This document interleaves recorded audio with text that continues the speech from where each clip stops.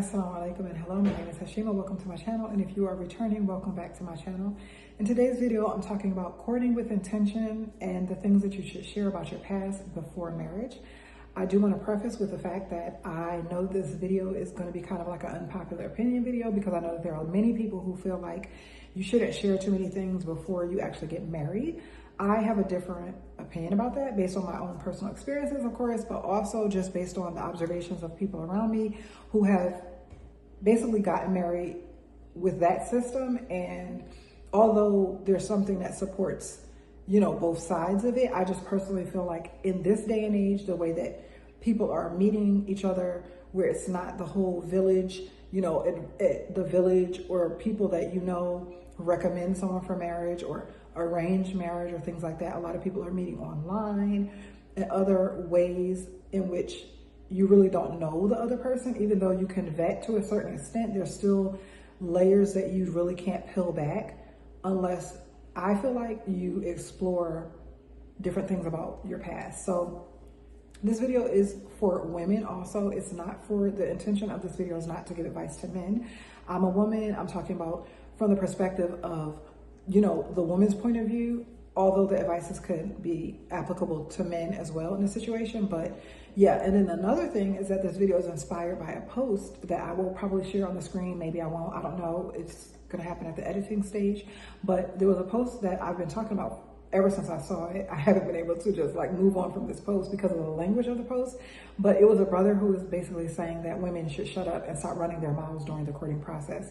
I'm guessing that maybe it's possible that he was talking about for the protection of the women, but I feel like that there's a level of that advice that actually could be more harmful to women if they don't have certain types of conversations before marriage.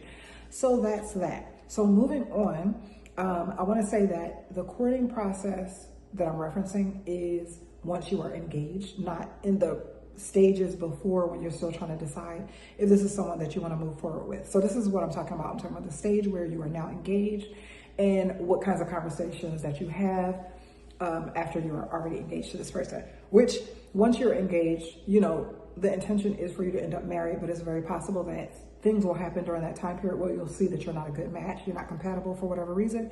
And so that's why this particular advice is being given. Okay, so I'm going to start with the reasons why I believe that you should share. I do have a piece of paper here, so I'm going to look down. I'm going to try not to edit too much as usual, so I might have to glance down. I don't want to keep editing, all the clips.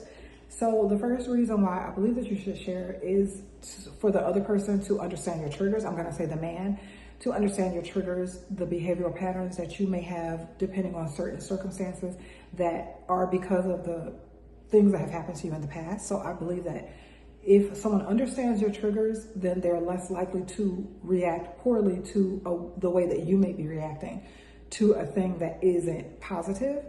The next thing is to build empathy. So if this person is compassionate, if they're not, then that tells you something about them clearly. But when someone understands what you've experienced, then it's likely that it will increase their level of empathy for you. Not always, but if they're a person who is emotionally sound or, compassionate and those kind of things, then it should build empathy between the way that they view you and your circumstances, your emotional disposition, just different things like that. The next thing is that, of course, it deepens the connection that you have with someone when you share with them. So this sharing shouldn't be one way. In my estimation or opinion, it shouldn't be one way. It should be that you both are sharing certain things with each other, because you're going to be life partners. And there's certain things that knowing them in advance and being able to form your decision about whether or not moving forward actually makes sense, whether or not you are or are not compatible with this person. I just believe that, it forms a deeper connection that if you end up marrying them, then it's a foundational kind of thing that happens. The next thing is to increase mutual understanding. And this goes back to the other, they all kind of play on each other. Mutual understanding in the sense that if, of course, you're having a reaction to something or the way that you perceive a thing, or if you're both talking about how you might handle a situation or something like that, if a person understands what your history is, what types of experiences that you've had in your life. And those experiences don't always have to be with an ex or something like that. It could be your childhood experiences, etc. Then it's likely that they will be able to understand you on a deeper level than just whatever they might judge you based on their own life experiences. Once they understand yours, where you're coming from and why you see things possibly different than they do, then that's what I'm saying by the mutual understanding.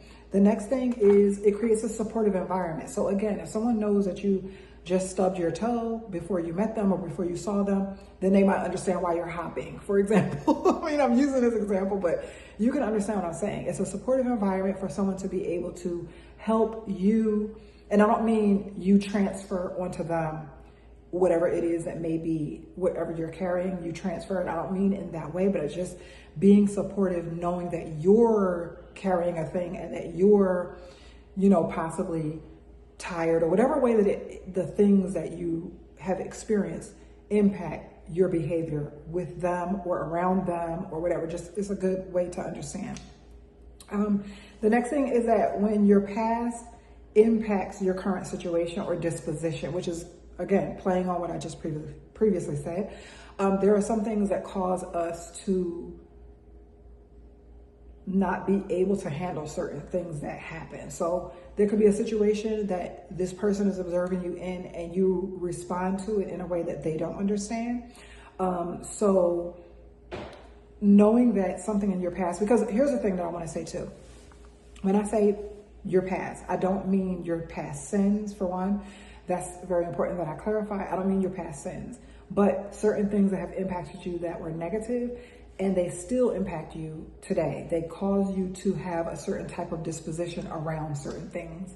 And I'm being vague because I don't want to start, planting seeds or anything like that in your mind about certain things. But basically, if a person, if your past is something that you've gotten over, there's no reason to share negative things that happened in your past that do not still affect you. But things that other person who marries you will have to experience with you, go through with you, maybe be on the receiving end of, I feel like it's important for you to share with those things with them so that they're not blindsided by certain things. And there are times where people, if they know a thing, they're not willing to. Have you ever, I think it's like a meme where people say introverts, or actually I think they say Black people, but are like when you're about to go to somewhere, they're like, hey, you want to go to somebody's house with me? And then we say, who all over there? It's kind of like that kind of thing. Like if you let somebody know certain things about yourself, they might not be interested in coming and moving on in life with you. So that's another reason why it's important to share. Okay, and then what kind of things should you share? Of course, this is based on your own discretion. You're hopefully an adult and you can use your best judgment to know what you should or shouldn't share. But I just wanted to throw some things out there as far as, just some little loose categories of things. Number one, your core values. So, some people may not be okay with a person who recreationally lies or tells little white lies. You may not be okay with a person who thinks it's okay to steal. If you end up poor, then it's like, okay, now we can steal, or, those kind of things. So your core values. Current vices. Now this one I feel like is super, super, super important because it is definitely something that I experienced in my past. If you don't share vices, and it's your vices, but also knowing the other person's vices, like I said, this is not only talking about you sharing, but I'm just talking to you because this is mastering the art of you. So you being the transparent person, hopefully you are in talks with someone who is also willing to be vulnerable and transparent. But yeah, so your current vices, things that, if you wake up in the middle of the night and you have to eat a whole cake, let's just use a light vice. And this is something that you've been doing ever since you were 12. This is something that it might be important to tell the person who's going to be living in the house with you and be awakened by you eating the chocolate cake. The next thing is thinking of things about your family dynamic that will impact your partner. So whether it's my mother comes over every weekend, or I go out with my sisters every weekend, or, whatever it is that is a family dynamic that person will be impacted by, that you think is probably something they might want to know in order to consider whether or not they want to sign on for that. or just maybe getting to a point where you realize that there are some dynamics that happen within your family or your friends that you can't continue if you marry this person. Just there's a multitude of reasons why sharing and talking about these things is important and could really make or break the situation. The next thing is, of course, your financial condition, whether or not you have a bunch of debt, whether you're good with money or bad with money. I'm focusing more on the negatives because the good things are the good things. And that's a given that, most likely the things that you think are good about yourself, the other person will probably appreciate. But I'm talking about the negative things more so, like debt or bad money habits, or you're a shopaholic, or, those kind of things. Important to mention those things just because, again, they will impact the other person and they will be a thing that is probably more than likely is going to be in your relationship, and you're going to have to wrangle with it once you're married. So you might as well kind of talk over those things before you get married. The next thing is your daily life patterns, which goes back to what I was saying about, if you wake up in the middle of the night and eat chocolate cake, then, so whatever your daily life patterns are, if it's unusual things, of course, you have insomnia, you snore, like those kind of things, very important to mention them to the other person. And whatever your expectations of a partner are, or your expectations of, your family life, basically, if you expect the person's mother not to be over your house every weekend, like I said about your mother coming, but it's like, do you expect you not to have to deal with your in-laws? That's un-Islamic, but I'm just saying, I'm just using what came to the top of my head. If you have, whatever it is, if you, the parents or the family, you expect your nieces and nephews to move in with you when they turn 18. Like whatever types of things that are going to impact the other person that are serious life things, life-altering things, they're important to mention. The next thing, that's the list of, so I said the reasons why you should share, things that you should share. And these are just, again, just things that I came up, thought of, brainstormed, and then I wrote down to mention in the video, but there are others, or you can take away or, add some yourself. But maybe this will just get you thinking to whatever. The way I like to think about certain things in life is just when I imagine a scenario of me day to day, like the way that I come up with my morning routine or with my schooling schedule, or really anything, is I imagine myself going through the process of a thing. And that's how I pack too for a trip. I think about, okay, I'm going to be out of town from Monday to Thursday. From morning to night, what do I do? What's my day going to look like for each one of those days? And then I pack according to that. So it's kind of like the way that I do things, period, the way I plan. So a couple of points that I wanted to make. If you are not willing to share, if you are not willing to become vulnerable in the sharing process to find out if you are compatible, number one, it's very likely that you will find yourself in a very awkward situation after you are married. Also, if you're not willing to share, or the other person is not willing to share, they're probably not going to be sharing or open during the marriage either, because once you are ready to join your life with someone, if you're not willing to share certain things or become vulnerable with them. Now, of course, it could be after all these things happen. Everybody's not willing to share. Everybody's not open like that. Some people take warming up and all that kind of stuff. But if you attempt to be transparent and receive transparency, if that's something that you need or require to be in a relationship, then at this point you will find out if that other person is resistant to it. So that's another reason why it's really good to talk about certain types of things, to at least attempt, so that you can find out whether or not this person is open, honest, vulnerable, etc.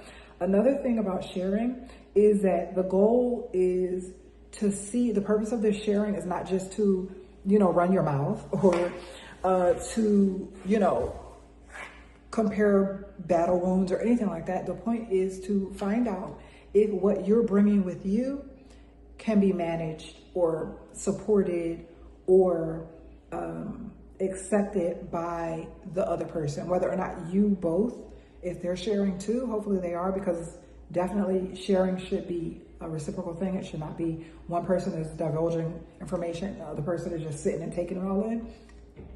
That creates a very unhealthy environment, dynamic. But if you are both sharing, then it gives you an opportunity to find out if you both are willing to carry whatever it is that the other person is bringing to the table. Okay, so you got this, I have this. Do we think we can work this out? Do we think that this is a situation that we can manage? Now, those things may not exist in the future, but because the beginning stages, especially of marriage, are difficult because you're trying to gel your life with somebody. It's somebody new, you didn't grow up in the house with them and you're trying to get your footing and all that kind of stuff. It's good to think about whether or not your initial reaction to things is an aversion. If it makes you kind of be like, ugh, I don't know if I could do that. That's a good indication about, whether or not you should or should not move forward with that person.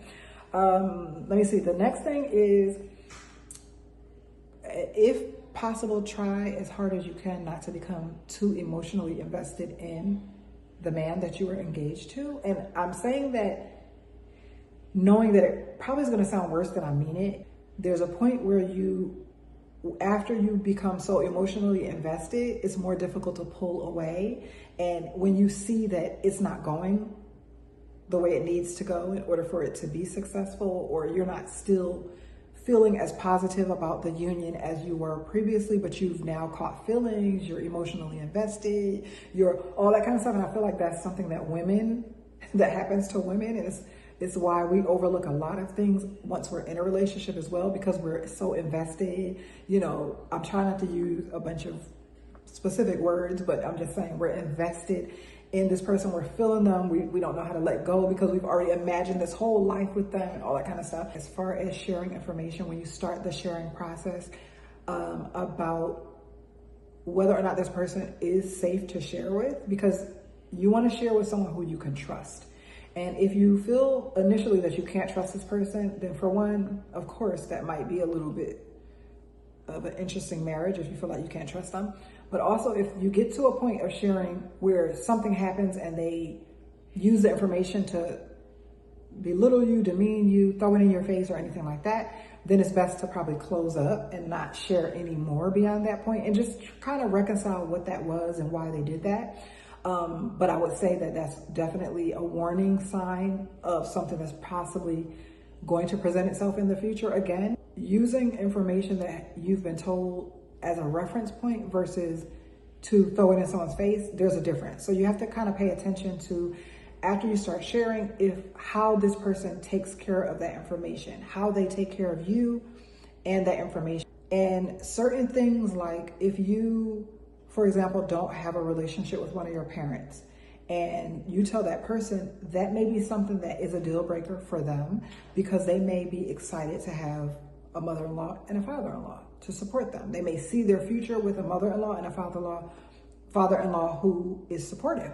If they're not going to have that, then that's kind of like an important thing to discuss with them. Let them know this is what the situation is. Hopefully it changes in the future, but this is what the situation is. I just feel like there's so much that is withheld during the engagement process that could be a deal breaker if the other person knew about it. And I just feel like it's so unfair. And we already go through so many things in life, just, you know what I'm saying, for certain avoidable things not to be necessary. Like, if this is avoidable, why not let's avoid it? So there's nothing wrong with being transparent. There's nothing wrong with sharing. You have to be careful when you share, when you become vulnerable or transparent. You have to make sure that you can trust a person. And sometimes you find out that you can't trust them and you've shared something with them, and make dua, ask Allah to protect you from whatever the result of that is that you have shared.